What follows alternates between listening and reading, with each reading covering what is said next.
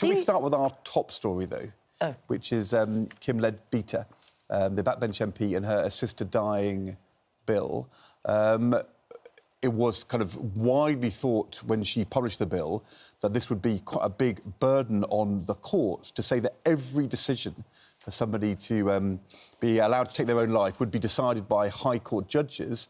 She's now, though, saying that she's going to change that, and it will be an expert panel, maybe with a lawyer, but some non-lawyers as well. I mean, is this sensible policy making, or is she making it up as she goes along? Andrew, you did a big piece on the critics worried about the watering down of the assisted dying legislation. And some of the deliberations were in secret, not even Hansard allowed in there, which is what keeps a faithful report of everything that happens in the Commons. I think this is a mistake by Kim Leadbeater, because a lot of people voted with a heavy heart for this second stage because they were expecting detailed consideration, but having a judge involved was a key part of it, because they're worried about coercion, older people feeling coerced into going to assisted dying, but they thought if a judge was involved, it would provide a lot of reassurance. To change it at this stage is extraordinary, in my view. The panel will be chaired by a retired judge or a KC, King's Counsel. Right. There'll be a social worker and a psychiatrist on there who would be able to spot coercion or whether your mental state means you're fit or unfit to make a decision, far more than a judge. I think it's a sensible change, but I think she's probably signed the death warrant for her own bill because she's done it so late, and it will give the waverers a reason not to vote for it. Now, those who are for it and those who are against it. I don't think the against are going to change, but some of the fors, and it was only a majority, what, 30-odd? About 50, I think. Yeah, just means if it's 50, you only need 25 MPs to change their minds, and it's gone. I think strategically she's made a mistake by doing it this late. And such a consequential piece of legislation. Yes. I mean, it will shape what happens. Yeah, well, look, in a fundamental thing, whether you live or die, and whether you have that choice for decades. And it just feels as though you needed to know what your plan was at the start. Yeah, but you've got to remember, it's two doctors, sorry. Yeah. Two doctors would have to say, you'd have to hear you, and then the idea was to have a judge would then say, yep, the process has been followed. But the problem, the way the court system is clogged up and creaking and croaking and not working, you're likely to have died before you got a decision, because it's got to be within 6 months of death anyway. But this screeching U-turn at this stage, it reinforces the view that this was being rushed in the first place. We waited years and years for this change, and suddenly she only won the private member's bill, what was it, in something like November, and this could be law in May. But, Andrew, what Kevin suggests is actually, although this looks like a watering down, it's no longer a sitting High Court judge, Kevin's suggestion is actually could make it more robust. You have a three-person panel, the person chairing it is fully legally trained. Would that not be the argument, that actually this makes it tougher and better and more sound when those decisions are made? I think the point that people who are worried about this was having a judge there, that gives it the full clout of the law. But presumably the panel would also be following the law. Yeah, there'd be judicial oversight. It would have to work within the law. Now, panels of experts operate in the health service, operate in education, a lot of commercial companies. Not normally matters of life and death, I will agree, although in the health service, life support machines are probably turned off every day or nearly every day without any great controversy, because the family will agree with the doctors, there is no hope, and it'll be better than being cruel and keeping somebody hanging on in agony. Isn't the other issue that the worry has always been that it would be a slippery slope, that you start with something, that over time you make it easier, and people worry that, for example, in Canada, the criteria have been widened, and you start with something which looks very restrictive, and you worry that over the next 10 years it will become much, much easier and more common. And the problem is, independent of whether it's right or wrong, the appearance of changing the structure in such a fundamental way during the bill feeds that idea that this is sort of evolving and changing. Yeah. But that argument of the slippery slope is used against every bit of change ever, I suspect, by opponents. You're not saying... It's not happened in Oregon and the US, which this system would kind of follow, or Spain or Australia. Everybody... I get, if you're a critic, you can go to Canada, where basically you have a sister dying on demand, essentially. But we're not going down the Canadian route. Well, there's lots of other models. That's what they say, but is this the start of it? We've removed a serving judge from the process and a expert panel, who says what's an expert. But, Kevin, critics say that's the start of the slippery slope already. And meanwhile, you have people like Dame Esther Rantzen who campaigned for this. And other families where, you know, you might be diagnosed with a terrible disease where you face a really painful death. And they think, you know, you're playing with our lives here. This is something we genuinely want, need. There's no element of coercion. This would be an entirely individual choice. We want to avoid something absolutely unbearable. Our families don't want to see suffering. So what happens now?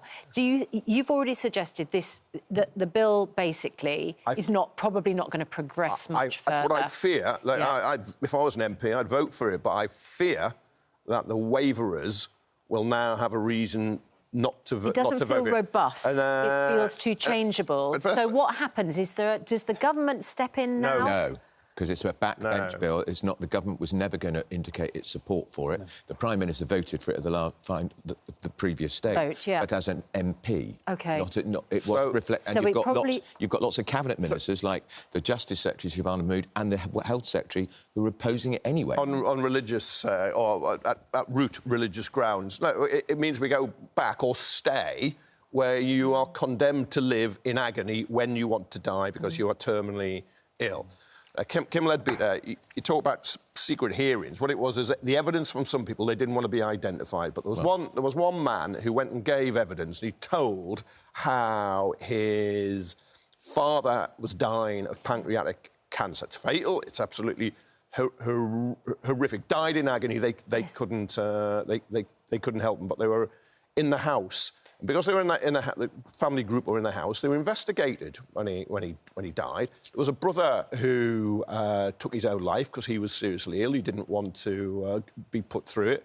And then there was a sister got a fatal disease. I think it was motor neurone, which is a horrible death. She went off to Dignitas. Now, why should it be the case in the UK? It is legal if you have the money and the people who can organise it for you, or you're doing it early, you can go off to Switzerland for an assisted death, and go to Dignitas, but you haven't got the money, you can't go to Darlington, Doncaster, Dewsbury, anywhere in Britain. So if you've got the money, you can go abroad, but if you haven't got the money, you're condemned to die in absolute agony. Joe has got in touch with the viewer via email. Is anyone deciding on this bill actually dying? If they were, they would think differently. Joe says, I'm 54 with stage 4 cancer. When it's my time, I want to go peacefully without putting my family through any more pain. The inevitable is going to happen. I mean, in all this discussion and the suggestion that this might now be taken off the table, people like Joe say, hang on, what about me? I don't want to face that kind of end. And I get that. I do get that. But I just think she had to get this right in the first place. She took a lot of doubting Thomases with her after that first vote. This it is Kim Leadbeater, the backbench MP, 5 hours, very emotional, and this is a hugely significant change. I don't think it's going to go off the table, even if the bill falls. The debate about whether there's a right way to do this is going to carry on. But the terribly difficult thing here is that Parliament is not legislating for the cases which are kind of clear. They're legislating for the cases which are, you know, the most difficult, where somebody could be being manipulated or coerced. And if the law is not robust to that, you end up with Parliament sanctioning people having their lives taken against their volition. So you've got to be robust to that. And so, you know, it's possible simultaneously to have massive sympathy for the person like Esther Rantzen, for whom it's clear, and still think we haven't got a bill yet which will actually work and protect everybody. And there'll be people watching who are worried that it could be somebody in their family who thinks, well, come on, Mum, you've had a good run. You're not very well. It's not. It won't be painful. Yeah. And that's an unacceptable pressure. But this is where the panel, what she calls a judge plus, or whether it's really retired judge or KC top barrister, plus a social worker and a psychiatrist, they're more likely to spot and identify people who are being coerced against their will, I believe, than a High Court judge sitting high and mighty. Let's move to... Actually, this is also a case of judges and what they're able to do. A shadow justice minister is calling for an overhaul of sentencing guidelines that require judges to consider giving a more lenient sentence if an offender has a deprived background. Now, this is because a couple convicted of drug dealing were spared jail. And this case has been referred to the Attorney General under the unduly lenient sentencing guidelines rule. The woman was 30, the chap was 32, sentenced after being convicted of dealing Class A drugs and possession of an offensive weapon following a raid on their home. The couple dealt ecstasy, ketamine, cocaine and cannabis. They could have had prison for between 5 and 7 years, but were completely spared jail because their absence would have had a devastating impact on their children, and because there were mitigating factors. And the guidance says those include poverty, low educational attainment, discrimination and insecure housing. Right, Andrew, I can imagine what you think. Lots of poorer people don't turn to crime, and they don't fund their lifestyle by crime. And also, dealing in lethal drugs is vile and potentially going to kill lots of people. And possession of an offensive weapon. I'm sorry, the fact they haven't got much money, get a job. But their lawyer, told the court the parents felt that they had no other way. They had no alternative other than to embark on Well, it's just as well that millions of other people who are living on benefits, who are unemployed, don't turn to the same life of crime. It's outrageous. The lawyer's going to come up with a defence, but unless... I just too often with these cases, there's stuff left out to make it look outrageous. Well, it is outrageous. How much were they dealing? How much did they do? How much did they do? What was the offensive weapon? Did they keep a stick in case somebody came? No, they've broken the law. There's no question they've broken the law. They have to be dealt with. But what and how many kids? How do they look after them? But the question is, are they mentally unwell? All those questions I'd like Cocaine and ketamine are lethal weapons which they were dealing with. They are lethal. Look, I totally agree. And look, and it's not clear what you could do other than a jail sentence to deter. But why would the sentencing guidelines have been changed to introduce this poverty as a mitigating factor? I've no idea. It's outrageous. It was April last year. Well, it was just before the general election. Who did that? Who was in power then? Rishi Sunak. Well, I think, it's a question mark in my mind. At that time, if you remember, the prisons were full. Yeah. The Home Secretary at the time was saying, and the policing minister was saying to the police, if you arrest people, this will cause us a problem. Was this about keeping people out of jail? Yeah, might have been, but poverty, just take something like shoplifting. Right, shoplifting is wrong. It costs shops, particularly concerned about corner shops. People, it's their own rather than big corporations.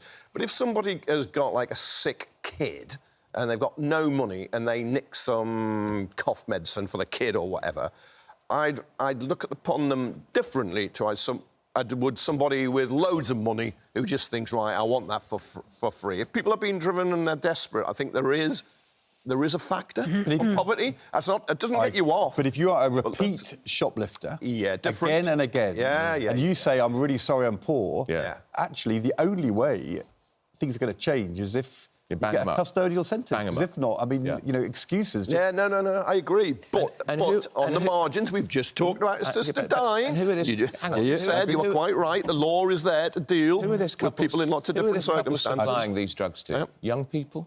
young people, appalling.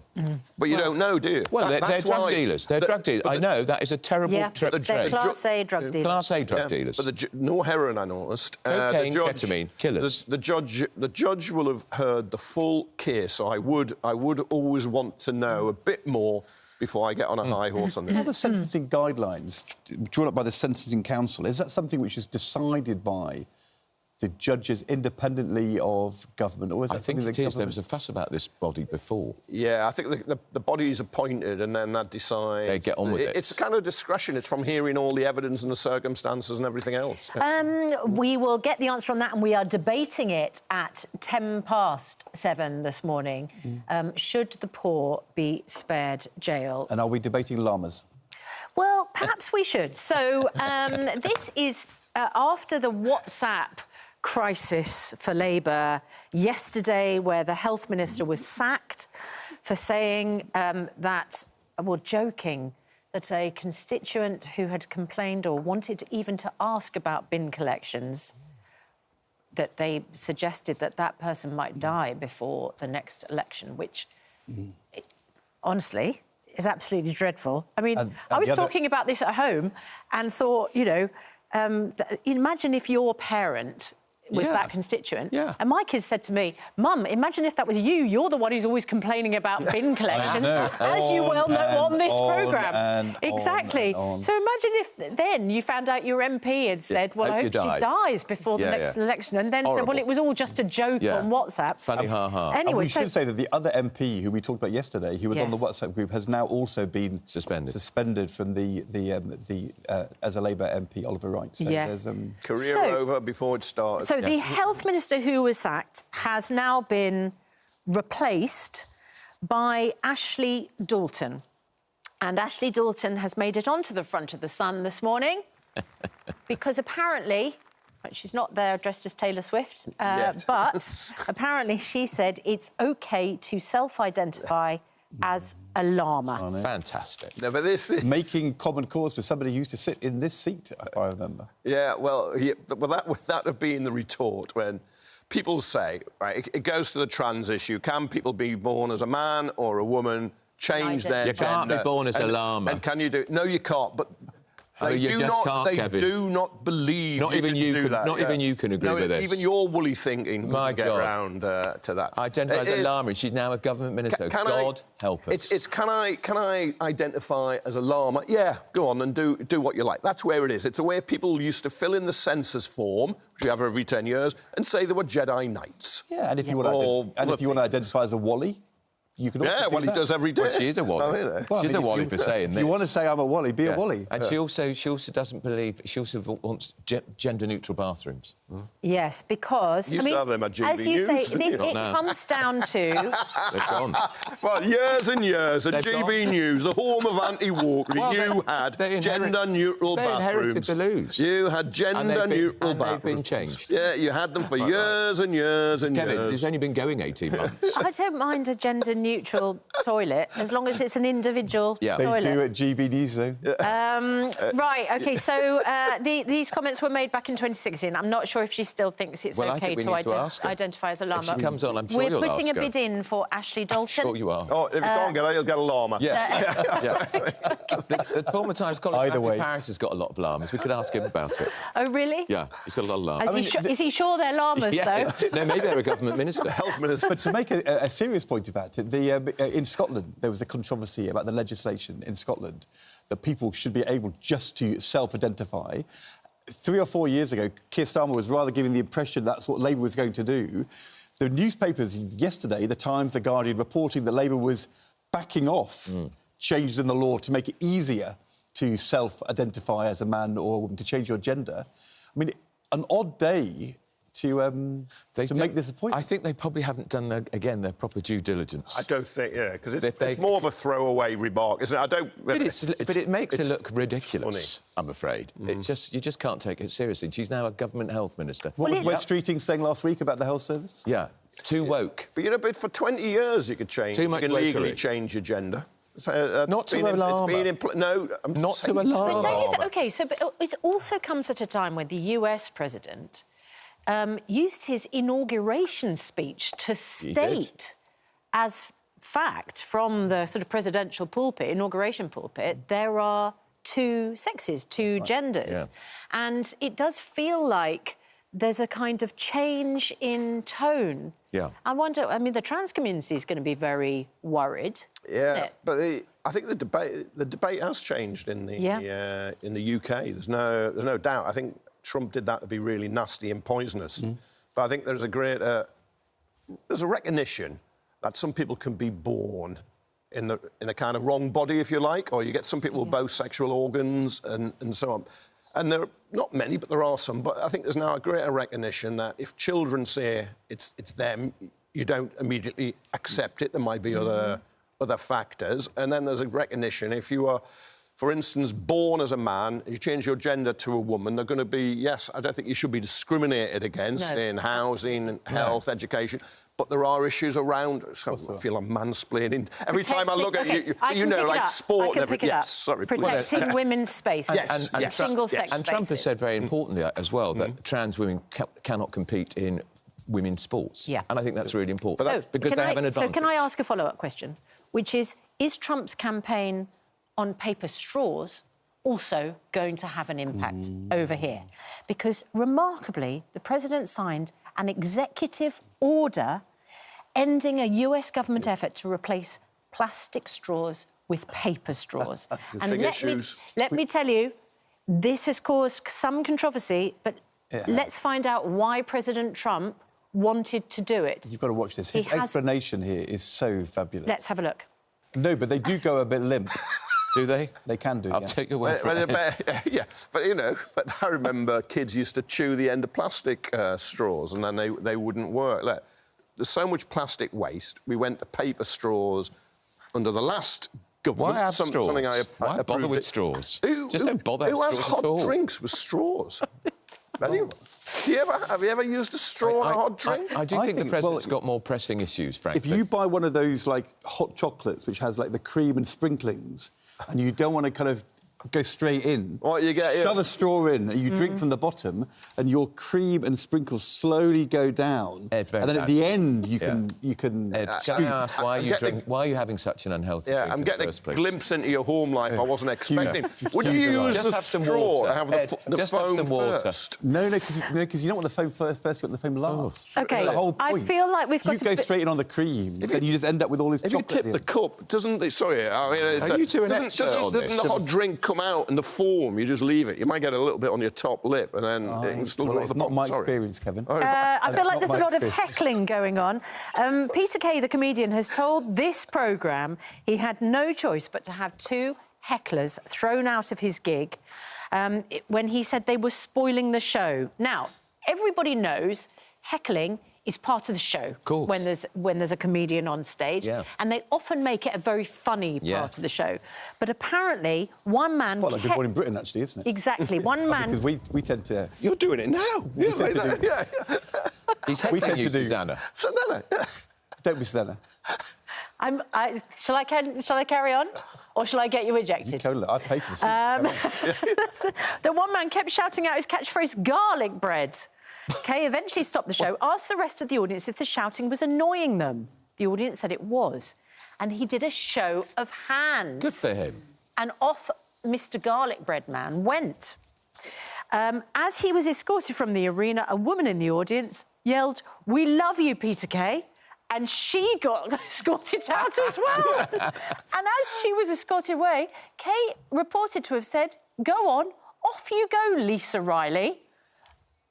A reference, apparently, to the Emmerdale star. And when asked about it, he said, "I didn't realise that was an insult." He actually said the lady who was ejected did look remarkably like Lisa Riley. I don't know how that is an insult.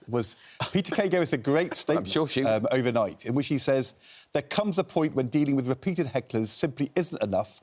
It's not something you ever want to do, but there comes a point when it really isn't fair on the people around them. If a heckler's amusing, it's fine, but just saying garlic bread, what's amusing about that? For the seventh time. Of course you have to be kicked out. This, in a way, is... I mean, it sounds like a much better show to have got it with this side. But it comes down to rather like people singing along when you go to the theatre.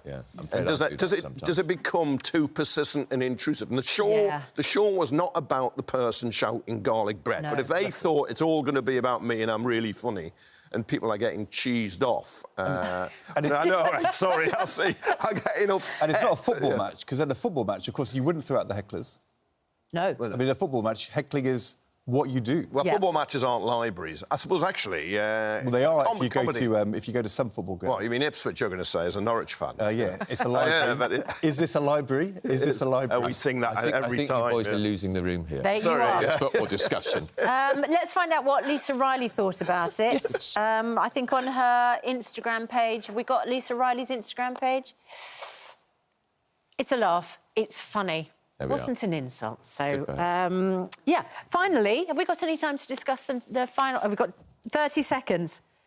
I don't know if you saw the story about the body positivity campaigner in America who said that she should not have to pay for 2 seats and that the airline should provide her 2 seats. No, she should pay for them. What do you think? She should pay for 2 seats. No, you've got to... No. And I wouldn't want her sat next to me.